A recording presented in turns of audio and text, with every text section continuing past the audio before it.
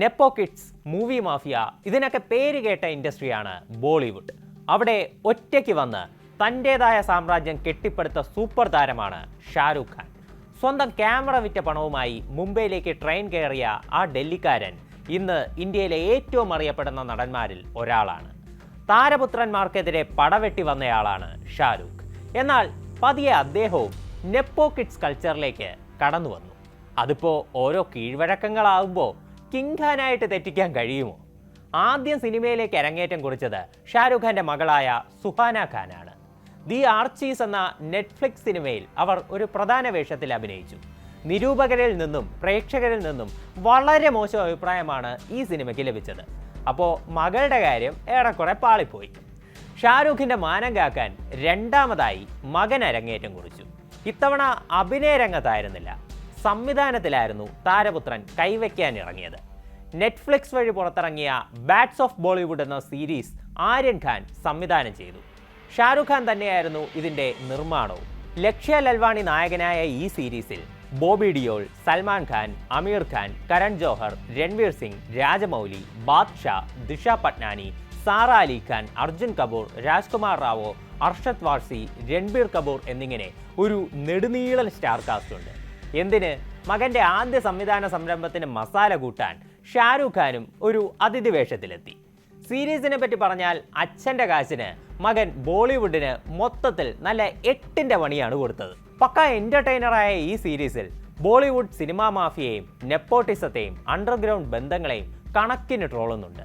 എന്തിന്, തന്നെ കള്ളക്കേസിൽ കുടുക്കാൻ നോക്കിയ സമീർ വാങ്കഡെ എന്ന CBI ഉദ്യോഗസ്ഥനെ പോലും സീരീസിൽ ആര്യൻ ഖാൻ എടുത്ത് പൊങ്കാലയിട്ടിട്ടുണ്ട്. ഇയാളെ അവതരിപ്പിക്കുന്ന രംഗം നല്ല രസകരമാണ്. കഞ്ചാവ് വലിക്കുന്ന ഒരു സാധാരണക്കാരനെ സമീർ വാങ്കഡെ കാണുന്നു. അപ്പോൾ അയാൾ ചോദിക്കുന്നു, എന്ത് ധൈര്യത്തിലാണ് എൻ്റെ മുമ്പിൽ നിന്ന് ഇങ്ങനെ കഞ്ചാവ് വലിക്കുന്നതെന്ന്. അപ്പോൾ കഞ്ചാവ് വലിച്ചയാൾ പറയുന്നു, ശരിയാണ്, ഞാൻ ഡ്രഗ്സ് ഉപയോഗിച്ചു, പക്ഷേ എനിക്ക് ബോളിവുഡുമായി അങ്ങനെ ബന്ധമൊന്നുമില്ലെന്ന്. എന്ന് പറഞ്ഞ് സമീർ വാങ്കഡെ നിരാശനാകുന്നു.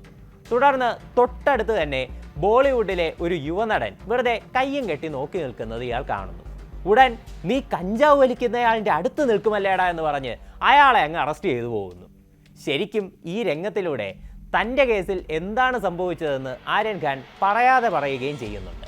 പിന്നെ കരൺ ജോഹർ ഉൾപ്പെടെ മിക്കവരും ഒരു ലോഡ് സെൽഫ് ട്രോളുകളാണ് ഈ സീരീസിൽ ചെയ്യുന്നത്. പ്രത്യേകിച്ച് രൺവീർ സിംഗിനോട് കരൺ ജോഹർ പറയുന്ന ഡയലോഗ്, എൻ്റെ സിനിമ കാരണമാണ് നീ ഫീൽഡ് ഔട്ട് ആകാതെ രക്ഷപ്പെട്ടതെന്ന്. അപ്പോൾ രൺവീർ സിംഗിൻ്റെ മറുപടി, എൻ്റെ പെർഫോമൻസ് കാരണമാണ് തൻ്റെ സിനിമ പൊട്ടാതെ പോയതെന്ന്. ശരിക്കും ഇവർക്കൊക്കെ ഒരു സല്യൂട്ട് കൊടുക്കണം. സ്വന്തം സിനിമയും സ്വന്തം കഥാപാത്രങ്ങളെയും സീരീസിൽ സ്വന്തം ഐഡൻറ്റിറ്റി ഉപയോഗിച്ച് തന്നെ ട്രോളാൻ കാണിച്ച ആ ധൈര്യം മലയാളത്തിലൊക്കെ ഇങ്ങനൊരു അറ്റംപ്റ്റ് ഒരു കാലത്ത് നടക്കാൻ സാധ്യതയില്ലാത്തതാണ്. നെപ്പോ കിഡ് അല്ലാതെ സിനിമയിൽ വന്ന ഒരാളെ ബോളിവുഡ് എങ്ങനെയാണ് ഒതുക്കാൻ നോക്കുന്നതെന്നും അയാളുടെ അവസരങ്ങൾ പോകുന്ന വഴി എങ്ങനെയാണെന്നും സീരീസ് വളരെ ഓപ്പണായി കാണിക്കുന്നുണ്ട്.